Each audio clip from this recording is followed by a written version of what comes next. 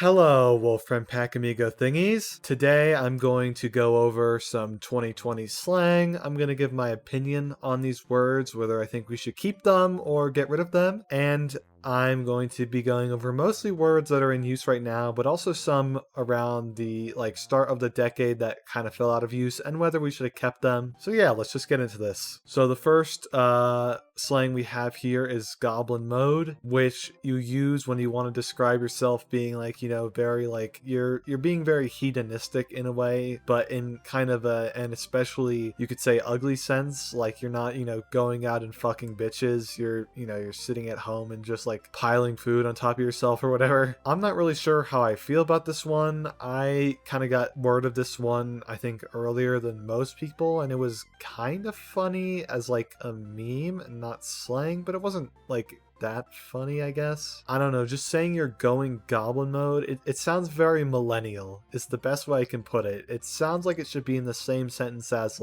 oh, I just saw the cutest doggo and it made me go goblin mode and I got all this chaotic energy. You know what I'm saying? In short, it just sounds cringe, basically, and that's my main issue with it. Gyat is up next. This word is actually quite a bit older than I realized before I made these slides. I knew that it predated the internet, but it apparently comes from as early as the 18th century, which is interesting. Originally, it was an interjection, much like saying God as an interjection or goddamn as I wrote here, but then it kind of transformed it to something you say as an interjection, specifically when you see a woman with a large ass. No offense to some of my straight male viewers in the audience, but there's just something about this word and its usage that it reminds me of some stereotypes of straight men, let's say. So I'm not really the biggest fan of it, but I think when I see young kids and by which I mean 12s who just randomly say gyat, that is kind of funny. It is a little endearing, and I think saying that you yourself have a gyat or you have a level 5 gyat or whatever, that is kind of funny. I don't think this one's gonna stick around much longer, and it's kind of sad because it seems that it had quite a bit of longevity, but now since that it's been associated with something else, and specifically it's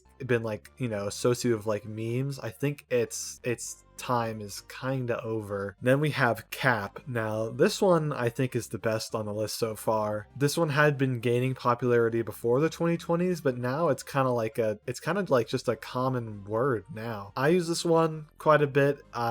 I know plenty of other people do, and this one's good just because you can put it, really in so many scenarios. If someone is actively lying, you can say just cap or that's cap, or, you can be talking about someone else, you say, I think that's cap, or, whatever. You can use it in so many scenarios, and you can just send the build cap emoji too, which is funny. I also like this one because it's a way to express something in it's a much simpler way to express another idea. You could say that's your lying or something, but that's less playful and more accusative, and it takes longer to say, and it doesn't get across the exact same message and intent as cap. So this one's very useful, so I like it. Okay, now there's rage bait. I think this is probably one of my least favorite ones on this list. The reason I don't like this one is because you can basically replace it by just saying something's inflammatory. Instead of saying it's rage bait, you can just say it's inflammatory. It's not exactly the same idea, but it's pretty clear what the message is in both cases, and this word is just really annoying to me for whatever reason. It just makes you seem like a cringe person who spends way too much online if you actually use this word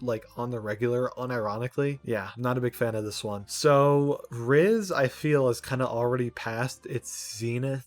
That's just the kind of sense I get. And I can see why, because it's just it's just a silly word. Just listen to it, Riz, saying someone has Riz. You can't go on too long saying that without realizing oh, this is kind of stupid. I don't know. This is another one that's yacht. It can be funny to use when you're explicitly, not using it seriously and you're being ironic. But if I'm just speaking normally, I'd rather take the extra few syllables it says to say they're charismatics instead of saying someone has Riz, they're charismatic. So next up is slop.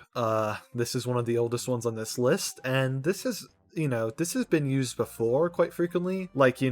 People have often in the past, said something is slop, although it has reached very new heights, specifically because of so-called AI, or I'm just gonna be like serious, generative models is what I'm gonna call them, because I just can't fucking stand the term AI. So, there's all of these, like, you might have seen, these images on Facebook created by generative models, which are just like ridiculous, insane, and they're basically just like spam, content, one could say. I do get the point of using this word in this context, but I don't know. I think what I don't like about this one is that I've seen this used in the context of generative models in like actual publications, and this is just such a silly ass word to use in a context like that, and I think that soured my opinion of it as a whole. So this is one of these words that was popular in the beginning of the decade and has kind of died out. Sheesh, it's like that one meme where the freaking Italian looking guy is pointing to his forearm and he goes sheesh.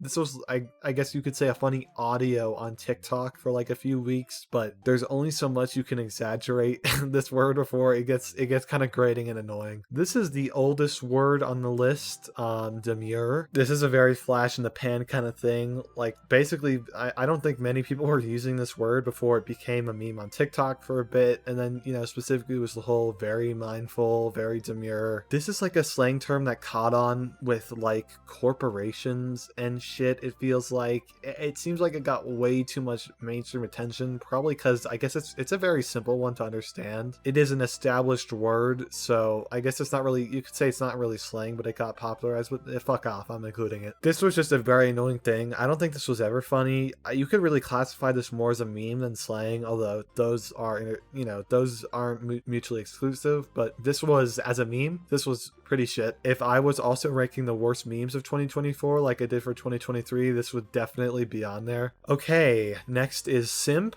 This is another one that it was gaining popularity and then it kind of died out near the beginning of the decade. This one I don't think was ever good. It's weirdly misogynistic, and especially when it it reached its peak, it was being used by I don't know how else to explain it, but the type of people who will make tens of videos complaining about OnlyFans models. You know exactly what type of person I'm talking about. Or the people who say they're into nofap, or they make videos where cartoon characters tell you not to masturbate. The very type of people I'm talking about. Just losers on the internet who are very conscious about their sexuality and they're very insecure about it, so they feel the need to project it onto women, and if you defend women at all, or anything, you're a white knight, or you're a simp, or you're a cuck. Yeah, this word, I'm glad we dropped this. Okay, and shitification, this is the second newest one. So this is describing how websites and social media get worse for the user over time because the company is moving over to pursue profits over user experience. I think this is a very useful term. It describes something very succinctly that, is a real phenomenon, I think you could say. However, my problem is just with the fucking word itself, and shitification. It's so verbose, and it also just sounds dumb, and just like slop, I've seen this one in real publications and I just can't believe it every time. When I was looking this word up on Wiktionary to get the etymology, I saw that it has also a different phrase has been used for this called platform decay. I think that's so much easier. It's way easier to say, it just looks nicer, and also it doesn't make you sound as dumb. So if